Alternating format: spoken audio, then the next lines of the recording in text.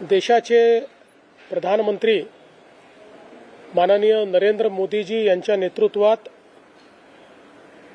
देशाच्या वित्तमंत्री श्रीमती निर्मला सीतारामन यांनी मांडलेला अर्थसंकल्प हा विकसित भारताच्या स्वप्नाकडे जाणारा एक दमदार पाऊल आहे। आपण जर बघितलं तर विविध क्षेत्रांना पुढचे काही वर्ष दिशा, गती आणि निधी तिन्ही गोष्टी देण्याचा प्रयत्न हा या माध्यमातून झालेला आपल्याला पाहायला मिळतो। विशेषतः वाढतं शहरीकरण जे महाराष्ट्रासारख्या राज्याकरता एक मोठा चॅलेंज आहे, त्याला नियोजनबद्ध करण्याकरता पहिल्यांदाच 5 लाख लोकसंख्येच्या वरच्या सगळ्या शहरांचा एकात्मिक विचार हा या अर्थसंकल्पाने केलेला आहे, ज्याचा मोठा फायदा हा महाराष्ट्रासारख्या आपल्या राज्याला होईल। विशेषतः उद्योग क्षेत्रामध्ये मोठ्या प्रमाणात गुंतवणूक आणि रोजगार निर्मिती हे ध्येय या अर्थसंकल्पाचं दिसतं आहे आणि 7 वेगवेगळ्या प्रायोरिटी क्षेत्रामध्ये प्रचंड मोठ्या प्रमाणात औद्योगिक सवलती देऊन गुंतवणुकीला चालना मिळणार आहे, ज्याचा फायदा पुन्हा मॅन्युफॅक्चरिंगचं एक कॅपिटल असलेल्या महाराष्ट्राला मोठ्या प्रमाणात मिळेल आणि फ्रंटियर टेक्नॉलॉजीजमध्ये खूप मोठ्या प्रमाणात गुंतवणूक आणि रोजगार निर्मिती हे आपण करू शकू, हे देखील या ठिकाणी आपल्याला पाहायला मिळत आहे।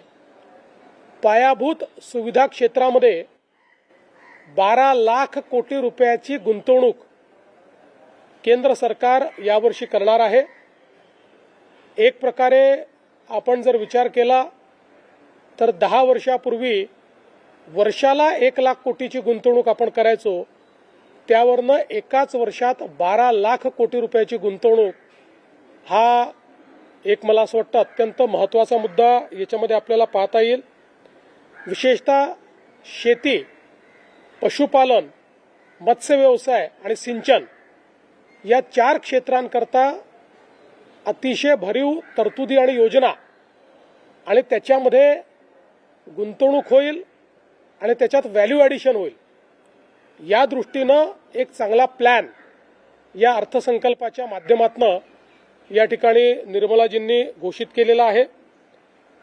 महिलांकरता विशेषतः लखपती दीदीची जी यशस्वीता आहे ती पाहता आता मोठ्या प्रमाणात आमच्या या सगळ्या बचत गटांकरता मार्केट प्लेस तयार करण्याची एक मोठी योजना याच्यामध्ये आलेली आहे। विमेन लेड अशा पद्धतीनं म्हणजे ज्याचं नेतृत्व महिला करतात अशा पद्धतीच्या औद्योगिक इकोसिस्टीम तयार करण्याच्या संदर्भात एक मोठी व्यवस्था या ठिकाणी तयार झाली आहे। त्यामुळे अर्थव्यवस्थेमध्ये महिलांचा सहभाग हा मोठ्या प्रमाणात या अर्थसंकल्पाच्या माध्यमातून वाढवण्याचं काम होणार आहे आणि त्यासोबत शिक्षणाच्या क्षेत्रातल्या वेगवेगळ्या गुंतवणूक करत असताना प्रत्येक जिल्ह्यामध्ये महिलांकरता हॉस्टेल ही योजना देखील या ठिकाणी घोषित करण्यात आलेली आहे। आपले आरोग्य व्यवस्था बळकट करण्याकरता प्रत्येक जिल्ह्याच्या रुग्णालयामध्ये त्या ठिकाणी कॅज्युअल्टी आणि ट्रॉमा सेंटर हे तयार करण्यात येणार आहे।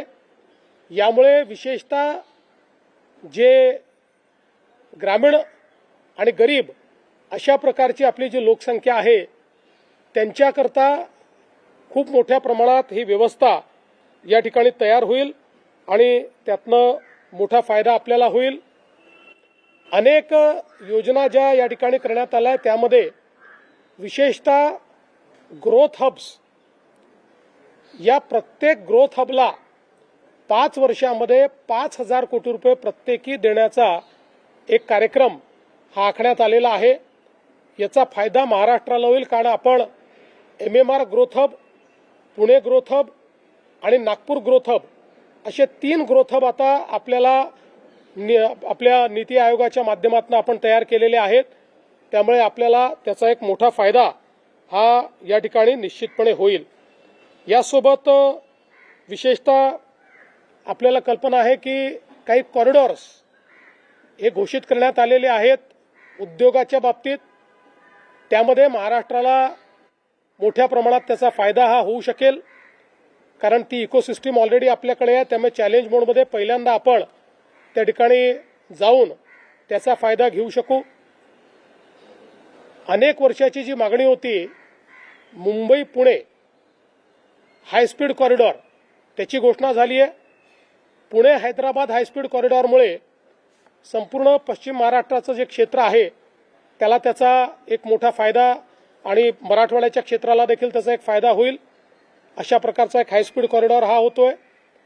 यासोबत आपण जर एकूण सगळ्या तरतुदी बघितल्या, आता अजून फाईन प्रिंट माझ्या हाती यायचं आहे, पण नेहमी पहिली टीका ही करून टाकतात विरोधक, महाराष्ट्राला काही मिळालं नाही. म्हणून पहिल्या ग्लिम्प्समध्ये महाराष्ट्राला काय मिळालं आहे ते मी आपल्याला या ठिकाणी सांगणार आहे. यापेक्षा अजून अनेक गोष्टी नवीन जास्तीच्या, जसं फाईन प्रिंट पूर्ण मी वाचू शकेन, कारण आता रेल्वेच्याही बजेटमधल्या सगळ्या गोष्टी माझ्यापर्यंत अजून आलेल्या नाही आहेत. मागच्या वर्षी तर रेल्वेतच 23,000 कोटी आपल्याला मिळाले होते. सगळ्यात महत्त्वाचं, डिव्होल्युशन ऑफ टॅक्सेसमध्ये नवीन आपल्याला जी काही त्यांनी फॉर्म्युला दिलेला आहे त्यात महाराष्ट्राला फायदा झालेला आहे. आणि आता डिव्होल्युशनमध्ये आपण मागच्या वेळेसपेक्षा वाढून 6.44% गेलेलो असल्यामुळे आपल्याला यावर्षी 98,306 कोटी रुपये केंद्र सरकारकडून मिळतील. 98,306 कोटी, जे आपण जर विचार केला तर मागील वर्षी जे आपल्याला मिळत होते त्यापेक्षा भरीव जास्त आहेत. किमान माझा अंदाज असा आहे, मी एक्झॅक्ट अंदाज आता नाही काढला, पण 15,000 ते 20,000 कोटी रुपये आपल्याला या डिव्होल्युशन ऑफ टॅक्सेसमध्ये या बजेटमध्ये जास्तीचे मिळणार आहेत.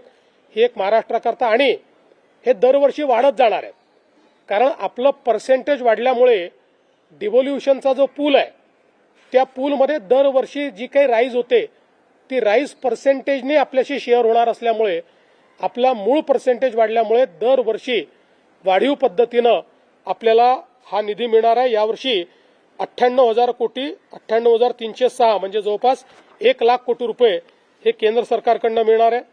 याच्या व्यतिरिक्त आपला जो ग्रामीण रस्ते प्रकल्प आहे त्याच्याकरता 378 कोटी, ॲग्री बिझनेस नेटवर्क 167 कोटी, इकॉनॉमिक क्लस्टर 283 कोटी, Maharashtra tertiary care medical education विकास कार्यक्रम जो आपण हातामध्ये घेतला आहे त्याकरता 385 कोटी, उपसा सिंचन योजनांचे सौर ऊर्जीकरण 207 कोटी, agri business and rural transformation यामध्ये 646 कोटी, development of applied knowledge and skills for human development 313 कोटी.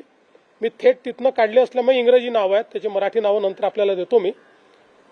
त्यानंतर जिल्ह्यांमध्ये संस्थात्मक संरचना क्षमता वृद्धीसाठी 240 कोटी, मुंबई अहमदाबाद हायस्पीड कॉरिडॉर 6,103 कोटी, मुंबई मेट्रो 1,702 कोटी, पुणे मेट्रो 517 कोटी, MUTP 3 मुंबईकरता 462 कोटी, MMR रिजनमध्ये ग्रीन मोबिलिटी 155 कोटी, महामार्गावर ITS 680 कोटी.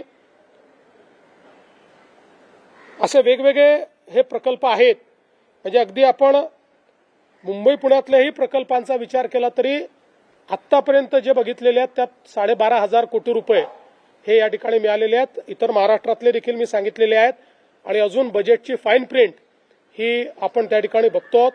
त्यामुळे एकीकडे महाराष्ट्राला डिव्होल्युशन ऑफ टॅक्सेसमधनं 1,00,000 कोटी रुपये आणि वेगवेगळ्या योजनांवर देखील मोठ्या प्रमाणात निधी हा महाराष्ट्राला या अर्थसंकल्पातनं मिळालेला आहे.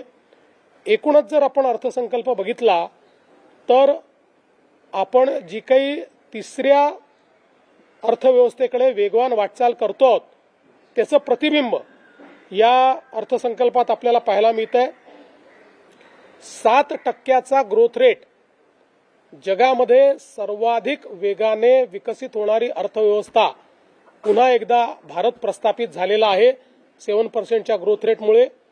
आणि हे सगळं करत असताना वित्तीय तूट ही 4.5% आत आणण्यात पुन्हा एकदा अर्थमंत्र्यांना यश मिळालेलं आहे। अर्थमंत्र्यांनी कोविडच्या काळामध्ये जी तूट वाढली होती त्यावेळेस घोषित केलं होतं की टप्प्याटप्प्यानं पुन्हा आम्ही 4.5% आत ती आणू, ते त्यांनी आणलेलं आहे। डेट GDP रेशिओ हा एक महत्त्वाचा निकष आहे, त्याच्यामध्ये देखील मोठ्या प्रमाणात सुधारणा झालेली आहे आणि 50%कडे त्याची जी वाटचाल आहे ती सुरू झालेली आहे। जो एखाद्या अतिशय साऊंड अर्थव्यवस्थेचा भाग असतो त्या पद्धतीनं आर्थिक निकषांवरही अतिशय चांगल्या पद्धतीनं हा अर्थसंकल्प या ठिकाणी सादर करण्यात आलेला आहे। एकूणच मला असं वाटतं की पुढचा जो काही काळ आहे या काळामध्ये सगळ्या राज्यांना विकासाची संधी मिळेल अशा प्रकारच्या तरतुदी यामध्ये करण्यात आल्या आहेत। टॅक्स साईडला जर आपण बघितलं तर विशेषतः सामान्य माणसाचे कंप्लायन्सेस हे पूर्णपणे त्या ठिकाणी संपवण्यात आलेले आहेत, फार कमी करण्यात आले आहेत। बिझनेसेसचे कंप्लायन्सेस कमी करण्यात आलेले आहेत आणि विशेषतः खूप मोठ्या प्रमाणात छोट्या छोट्या गोष्टींकरता जे पिनलायझेशन होत होतं त्याच्याऐवजी लोकांना त्या त्रुटी दूर करण्याची संधी देण्यात आलेली आहे। कॅन्सरचे ड्रग्ज असतील किंवा काही अत्यावश्यक 7 वेगवेगळ्या आजार असतील याच्या ड्रग्जवरची ड्युटी संपवल्यामुळे मोठ्या प्रमाणात तिथल्या रुग्णांना देखील त्याचा फायदा होणार आहे। त्यामुळे टॅक्स साईडलाही रिफॉर्म्सची जी प्रोसेस आहे ही प्रोसेस चांगल्या पद्धतीनं या ठिकाणी मांडण्याचं काम या अर्थसंकल्पाने केलं आहे।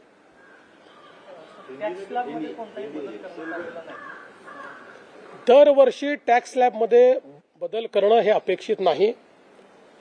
आपण जर या ठिकाणी बघितलं तर टॅक्स स्लॅबमध्ये 14 ते 25 या कालावधीमध्ये अभूतपूर्व बदल झालेला आहे आणि तो दरवर्षी करणं योग्य नाही। आता यावर्षी रॅशनलायझेशन करणं याच्यावर जास्त भर दिलेला आहे। लोकांना अजून टॅक्समध्ये सवलत मिळावी असं वाटतं, ते वाटणं साहजिक आहे, पण मागच्याच बजेटमध्ये इतकी भरीव अशा पद्धतीनं टॅक्सची सवलत दिलेली आहे, आता ती रॅशनलाइज करण्याचा प्रयत्न करण्यात आला आहे। याचा परिणाम आपल्या राज्याच्या अर्थसंकल्पावरती पाहायला मिळेल का? 100% मिळेल, कारण आता आपण अर्थसंकल्प केंद्रानंतर याकरता सादर करतो की तो अधिक रिअलिस्टिक व्हावा। जसं मी सांगितलं की टॅक्स डेव्होल्युशनमध्ये आता यावर्षीपासून आपला वाटा वाढला, त्यामुळे आता आपल्यालाही आपलं बजेट करताना त्याचं लिव्हरेज घेता येईल।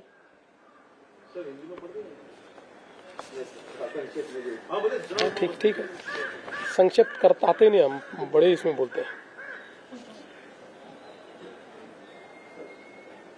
आज प्रधानमंत्री श्री नरेंद्र मोदी जी के नेतृत्व में जो देश की वित्त मंत्री निर्मला सीतारमण जी ने बजट हमारे सामने रखा है, विकसित भारत की ओर जाने वाला एक मजबूत कदम इस रूप में हम इसको देखते हैं।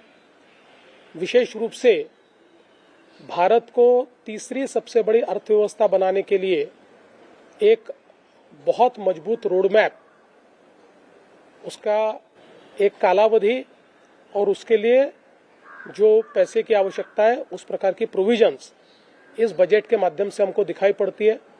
विशेष रूप से दुनिया में मैन्युफैक्चरिंग के क्षेत्र में जो अवसर हमको मिला है उस अवसर को प्राप्त करने वाला ये बजट है।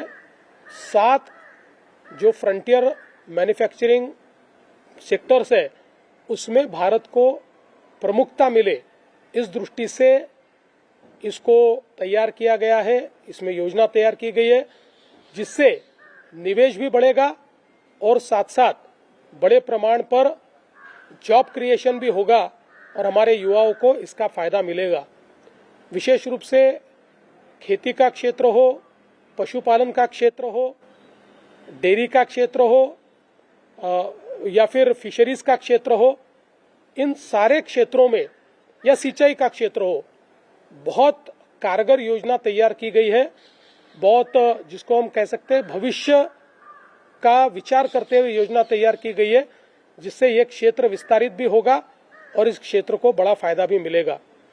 महिलाओं की ओर विशेष ध्यान इस बजट ने दिया हुआ है, जहां एक और जो हमारी लखपति दीदी का जो कार्यक्रम है वो बहुत यशस्विता के साथ हमारे देश में चल रहा है और महिलाएं देश के अर्थव्यवस्था में योगदान दे रही है। उस योगदान को बढ़ाने के लिए जिस प्रकार से उनको मार्केट प्लेस कार्यक्रम इसमें घोषित किया गया है, इससे बहुत विकेंद्रित पद्धति से महिलाओं को सक्षम बनाने का काम होगा और अर्थव्यवस्था में वे एक बहुत मीनिंगफुल कंट्रीब्यूशन दे पाएगी। हमारी महिलाओं को एक प्रकार से हर जिले में उनके लिए हॉस्टल तैयार करना, इस प्रकार की योजना भी इसमें दी गई है जो बहुत महत्वपूर्ण है। हेल्थ सेक्टर में भी हर ग्रामीण रुग्णालय में, जिला रुग्णालय में वहां पर कैजुअलिटी और ट्रॉमा सेंटर खोलकर इस पूरी सिस्टम को मजबूत बनाने का काम ये केंद्र सरकार कर रहा है और विशेष रूप से 12 लाख करोड़ रुपए का निवेश ये जो हमारे जिसको हम पायाभूत कह सकते हैं, अधोसंरचना जिसको हम कहते हैं, उसमें कैपिटल एक्सपेंडिचर में ये जाएगा, जिसके कारण इंफ्रास्ट्रक्चर के क्षेत्र में बहुत बड़े पैमाने पर ये निवेश होने वाला है और देश को एक बड़ी गति मिलेगी। अगर हम कुल मिलाकर देखें तो विशेष रूप से डिवोल्यूशन ऑफ टैक्सेस में भी जो नया वित्त आयोग है उसने जो फॉर्मूला दिया था उस फॉर्मूले को पूरे तरीके से एक्सेप्ट किया गया है, जिससे राज्यों को फायदा होगा।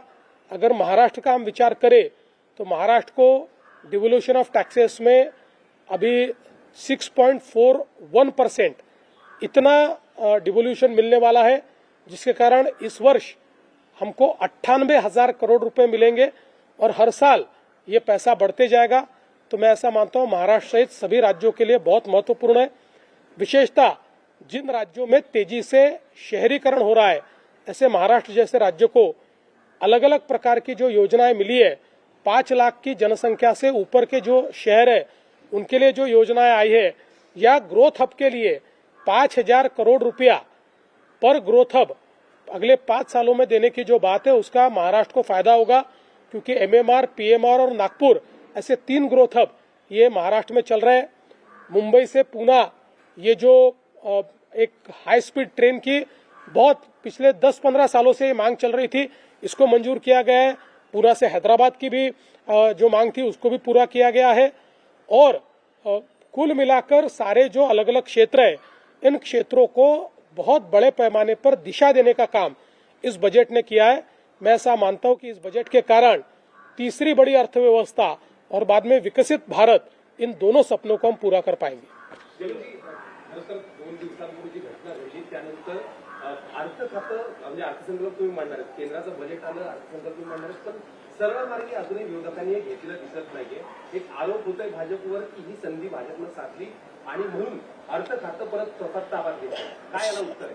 असं आहे की राष्ट्रवादी काँग्रेसच्या नेत्यांशी मी चर्चा केली, कारण अर्थसंकल्प मांडायचा आहे। अर्थसंकल्प म्हणजे नुसतं एक भाषण वाचायचं नसतं, त्याकरता सिरीज ऑफ बैठका घ्याव्या लागतात। प्रत्येक विभागासोबत बैठक घ्यावी लागते, प्रत्येकाचा त्या ठिकाणी नियतवेळ ठरवावा लागतो, नियतवेळेप्रमाणे त्यांचे फॉर्म्स भरून घ्यावे लागतात। मग त्याचं असेसमेंट करून त्यांनी त्या सगळ्या योजना योग्य पद्धतीने त्याच्यामध्ये आणल्या आहेत की नाही, ते त्या योजना ज्या परमनंट योजना त्याच्या पुरवणी मागण्या मागणार नाहीत या दृष्टीनं त्यांचं कमी अधिक करावं लागतं। या सगळ्या गोष्टी कराव्या लागतात। या सगळ्या गोष्टी ताई आत्ताच या ठिकाणी उपमुख्यमंत्री झालेले आहेत, त्यामुळे इतकं मोठं एक्सरसाइज करणं त्यांना लगेच शक्य होईल अशी परिस्थिती नाही। अजून त्या दुःखातनंही पूर्णपणे बाहेर आलेल्या नाहीत, त्यामुळे लगेच पूर्ण क्षमतेने त्या काम करायला लागतील अशी अपेक्षा करणे अयोग्य आहे। आणि म्हणून आम्ही बसून ठरवलं की या संदर्भात हे खातं आता माझ्याकडे ठेवून मी ते बजेटची जी काही एक्सरसाइज आहे ती मी पूर्ण करावी, ते एक्सरसाइज मी पूर्ण करणार आहे आणि अधिवेशनानंतर या संदर्भात त्यांच्याशी चर्चा करून मग काय करायचा हा निर्णय आम्ही करू। नाही, मला मुळातच आता अशा परिस्थितीमध्ये जिल्हा परिषदेच्या निवडणुकीत मी प्रचाराला उतरावं हे काही मला योग्य वाटलं नाही. मला असं वाटतं की शेवटी निवडणुका येतात जातात आणि पक्ष देखील सक्षम आहे, पक्ष योग्य पद्धतीने त्या निवडणुका लढवेल. पण आता मी जाऊन त्या ठिकाणी जाहीर सभा करायच्या आणि त्याच्यामध्ये शेवटी काही राजकीय वक्तव्य देखील होतात. तर माझ्या सहकाऱ्यांची मी चर्चा केली, आमचे अध्यक्ष आहेत रवीजी, त्यांचीही चर्चा केली आणि सगळ्यांचं मत पडलं की माझा निर्णय योग्य आहे. मी त्या ठिकाणी प्रचाराला न जाणं हे योग्य आहे. मी सगळ्यांना एक आव्हान करीन की बाबा तुम्ही आमच्या भारतीय जनता पक्षाला किंवा महायुतीला मतदान करा, तेवढं त्याच्या पलीकडे मी काही प्रचाराला जाणार नाही. वारंवार भाजप म्हणजे खास करून राज्यात काही दुर्दैवी घडलं. भाजपने कोणालाही विरोध केलेला नाही. भाजपशी या संदर्भात चर्चाही झालेली नाही. मी पुन्हा एकदा सांगतो की राष्ट्रवादी काँग्रेस पार्टी हा एक स्वतंत्र पक्ष आहे. त्यांच्यात कोणाला पद द्यायचं, कोणाला तिकीट द्यायचं, कोणाला नॉमिनेशन द्यायचं याचे निर्णय ते घेतात, ते निर्णय आम्ही घेत नाही.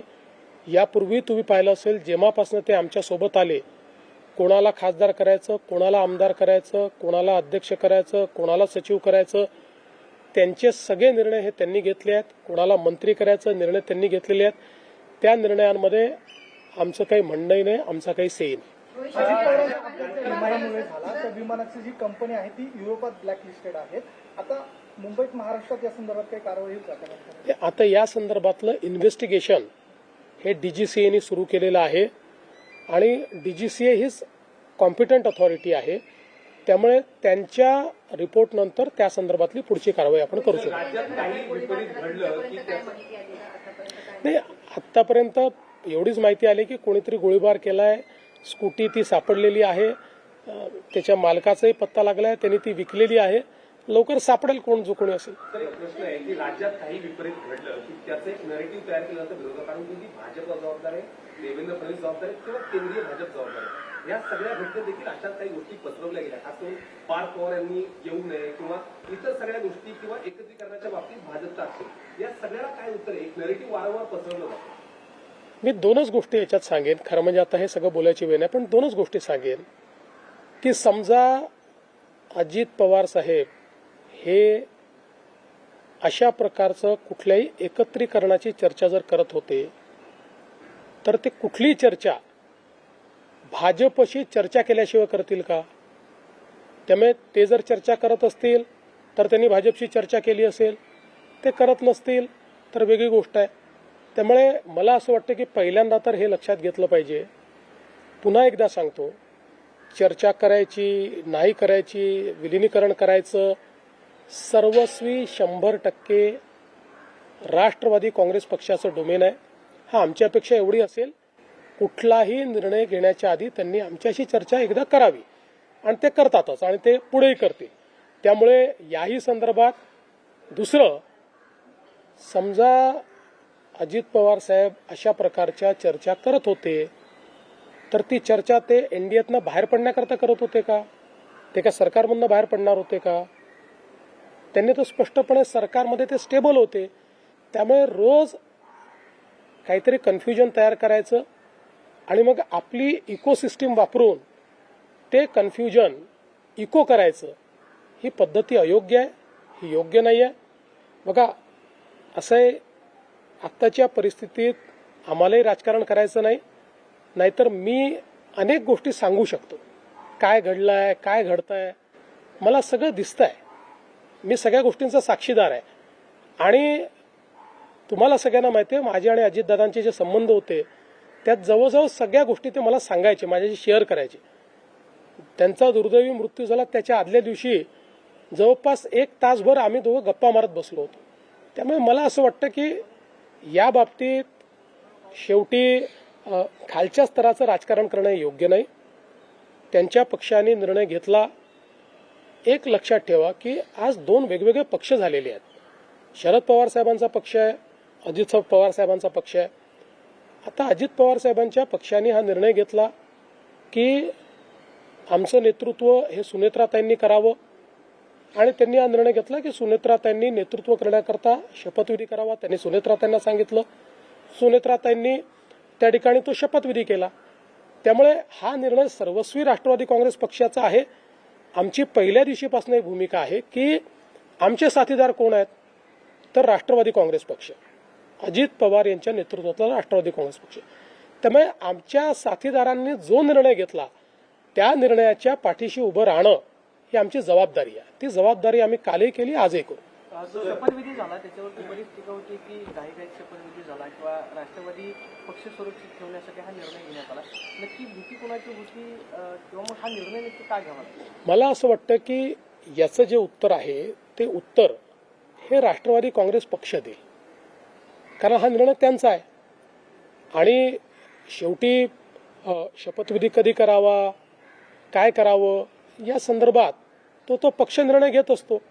आता आपल्याला माहिती आहे की म्हणजे ज्यावेळी इंदिराजींची दुर्दैवी हत्या झाली, त्यांची म्हणजे अग्निसंस्काराच्या आधी त्यावेळेस काँग्रेस पक्षाने निर्णय घेतला की राजीवजींना प्रधानमंत्री केलं पाहिजे.